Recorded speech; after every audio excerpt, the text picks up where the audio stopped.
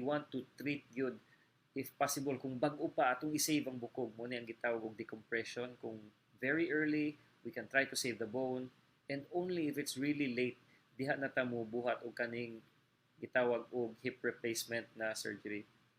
Ang hip replacement nowadays we do without cutting muscles, and that is why walay pain ang patient kaayo afterwards, makalakaw dayon sila even same day or next day uli na, no? So it's a ball and socket joint muy na guba. It's something that we also do para sa mga nabalian sa hips and na ay severe osteoarthritis sa hips. Pero this time we're doing it in very young tungod kay naguba na gyud ilang hips na arthritis na tungod sa avascular necrosis. So many research is going through this. I want you to share this with others because basig maka-inspire mo na ay mga pasyente na nakalakaw na after sa ilang avascular necrosis. Kay again, we don't want the patients to be down and depressed.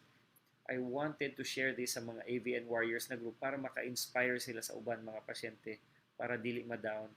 And of course, you can help educate and inspire others as well. If ang kanang pasyente na fracture na 80 years old makalakaw og usab, kaning mga batan-o na patient na naay avascular necrosis or AVN after surgery mas dali gyud makalakaw for sure. Kay mas lig-on pa ilang bukog, mas lig-on sad ilang muscles.